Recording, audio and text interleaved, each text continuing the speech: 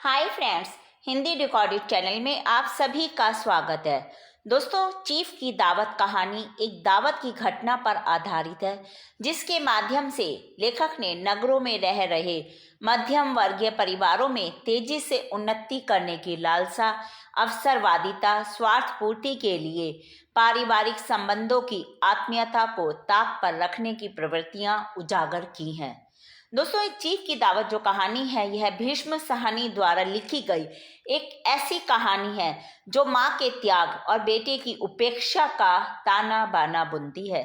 इस कहानी के माध्यम से लेखक ने एक माँ का दर्द उकेरा है, जो अपने बेटे बहू के लिए बोझ के समान बन चुकी है। माँ ने अपने बेटे को पाल पोस कर बड़ा किया, लेकिन वही बेटा बुढ़ापे में उसे अब अपना बोझ समझ रहा है। तो दोस्तों, आज के अध्याय में हम भीष्म साहनी द्वारा लिखित चीफ की दावत कहानी की मूल संवेदना के विषय में चर्चा करेंगे। तो चलिए दोस्तों, शुरू करते हैं अपना आज का अध्याय। दोस्तों, ये जो भीष्म साहनी है लेखक, ये विभाजन की त्रासदी से लेकर मध्य वर्गीय परिवारों की संत्रास की कहानी को प्रस्तुत करने वाले महान कहानीकार हैं। और इस कहानी ये कहानी है चीफ की दावत, ही है इनकी एक बहुचर्चित कहानी है। नगर के प्रतिद्वंद्वितापूर्ण माहौल में अपनी जगह बनाने के लिए संघर्षरत मध्यम वर्गीय परिवार की एक दिन की घटना का आधार ही इस कहानी का ताना बाना है। इस कहानी के जो मुख्य पात्र हैं श्यामनाथ, वो अपने चीफ को दावत पर आमंत्रित अपने घर पे कर लेते हैं, लेकिन उसके लिए उन्हें काफ़ी जद्दोजहद करनी पड़ती है और चीफ की नज़रों से बचाने के लिए अपने घर की जितनी भी पुरानी और फालतू चीज़ें वो हटा देते हैं। लेकिन अब उनके सामने बड़ी समस्या है, जो उनकी बूढ़ी और अशिक्षित माँ है, उसका वो क्या करें।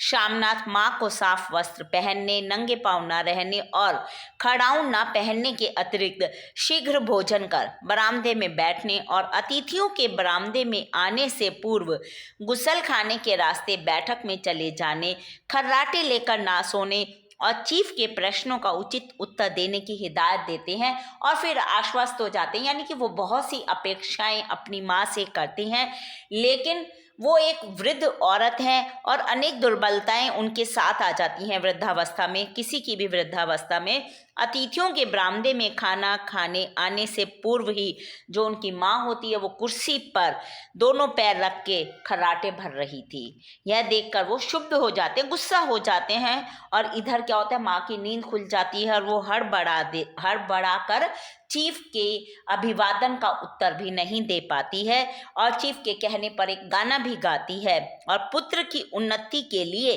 कमज़ोर होने पर भी फुलकारी बनाने के लिए सहमत हो जाती है। वो एक कुशन थे उनके घर में, जो कि उनकी चीफ की पत्नी को बहुत पसंद आते हैं और श्यामनाथ की माँ ने उन पर वो जो कढ़ाई की थी, तो वो उसके लिए भी राजी हो जाते हैं। लेकिन ये जो संक्षिप्त सा मार्मिक कथानक है, इसके पीछे लेखक ने एक गहन संवेदना दिखाई है कि किस प्रकार श्यामनाथ जैसा व्यक्ति अपने स्वार्थ और भौतिक विकास के लिए अपनी माँ के संबंध के साथ खिलवाड़ करता है। दोस्तों, कहानी में श्यामनाथ को काफी बेचैन दिखाया गया है। श्यामनाथ और उनकी जो धर्म पत्नी है, वो इतने व्यस्त हैं कि उन्हें अपना पसीना पोंछने की भी फुर्सत नहीं है। उनकी पत्नी ड्रेसिंग गाउन पहने, उलझे हुए बालों का जूड़ा बनाए, मुंह पर फैली हुई बहुत सारा मेकअप करे, और जो श्यामनाथ है वो सिगरेट पर सिगरेट फूक रहे हैं, चीज़ों की फेहरिस्त हाथ में थाम रखे, क्या क्या सामान आएगा, एक कमरे से दूसरे कमरे में जा रहे हैं। और फिर देखते हैं कि 5 जैसे ही बज रहे हैं, उस टाइम तक उनकी तैयारी पूरी हो गई है। कुर्सियाँ, मेज, तिपाइयाँ, नैपकिन, फूल सब बरामदे में पहुंच गए हैं। ड्रिंक का इंतज़ाम बैठक में कर दिया गया और जो अब घर का जितना भी फालतू और बेकार सामान था, उन्हें अलमारियों के पीछे और पलंगों के नीचे छिपा दिया। लेकिन अभी एकदम अचानक उनके सामने एक बड़ी अड़चन आती है कि माँ का क्या होगा। इस बात की ओर ना ही उनकी कुशल गृहिणी का ध्यान गया था कि जब चीफ आएंगे तब उनकी बूढ़ी और अशिक्षित माँ का क्या होगा। अब श्यामनाथ अपनी श्रीमती की तरफ घूमते हैं और पूछते हैं कि माँ का क्या होगा। श्यामनाथ को सिर्फ एक ही चिंता है कि माँ का क्या होगा, यानी कि माँ का क्या होगा। यही इस कथा का केंद्र बिंदु है, जो गिरते मानवीय मूल्यों को दर्शाता है। दोस्तों, इस कथा में पति पत्नी की माँ को लेकर दिखाई गई चिंता और बेचैनी दिखाई देती है कि जब चीफ आएंगे तो वो उनकी माँ को देखेंगे तब कैसा होगा, क्या होगा, कहीं माँ मेहमानों के आगे आकर उनकी बेइज्जती ना कर दे। उन्हें लगता है कि उनकी माँ, उनका जो रुतबा है, उनका जो सर्कल है, उसमें घूमने के लायक नहीं है। अब श्यामनाथ है वो सिगरेट मुंह में रखते हैं, सिकुड़ी आंखों से श्रीमती के चेहरे की ओर देखते हैं और फिर सोचते हैं और बोलते हैं कि मैं नहीं चाहता कि उस बुढ़िया का यहाँ आना जाना फिर से शुरू हो। मैंने उसे पहले ही बड़ी मुश्किल से बंद किया है। कितना कितना गहरा दर्द है इसमें श्यामनाथ की माँ का, जो इसमें लेखक ने दिखाया है।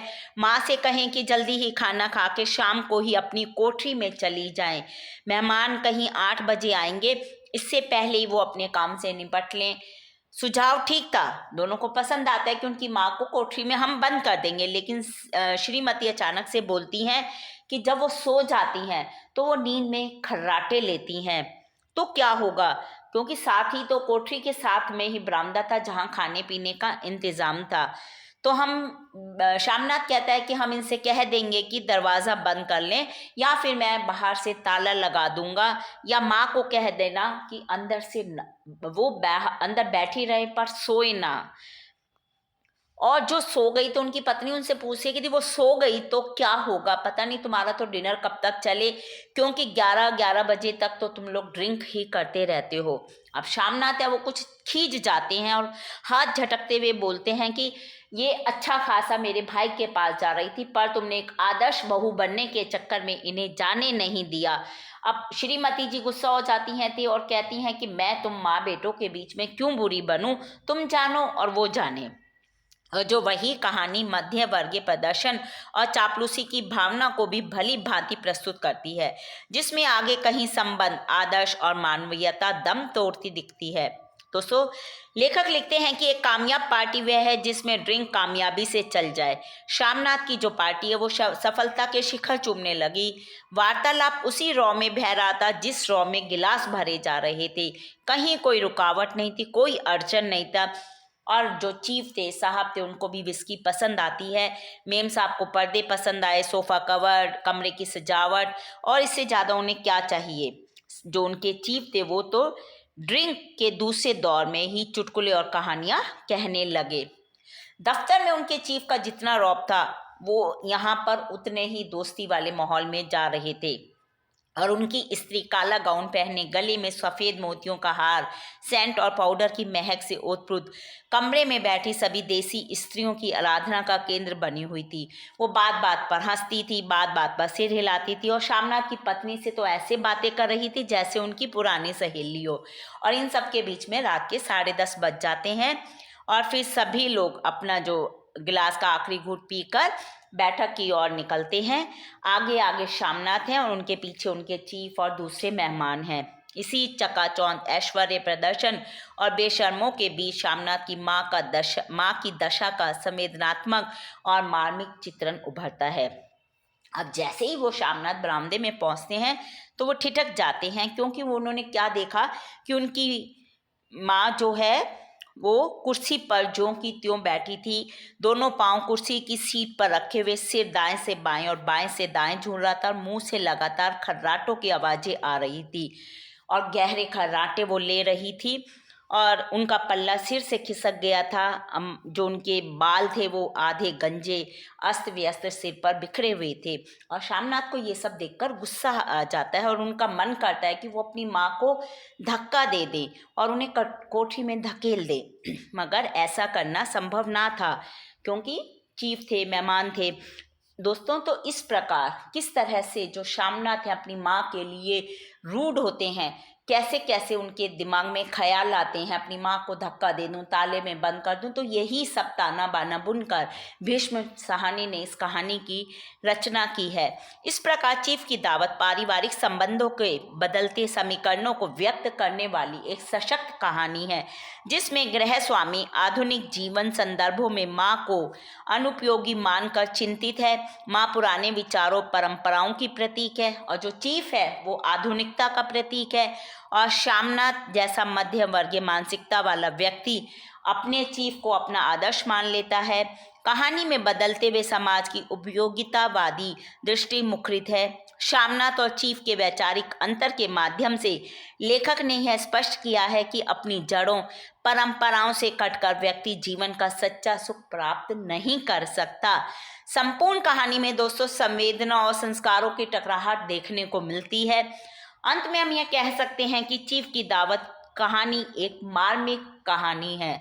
तो दोस्तों ये हमने आज के अध्याय में भीष्म साहनी द्वारा लिखी चीफ की दावत कहानी की मूल संवेदना पर चर्चा की। हिंदी भाषा के और भी प्रमुख विषयों पर हम आगे के अध्याय में समय समय पर इसी प्रकार चर्चा करते रहेंगे। पर दोस्तों उसको सुनने के लिए आपको मेरे इस चैनल को लाइक और सब्सक्राइब करना होगा।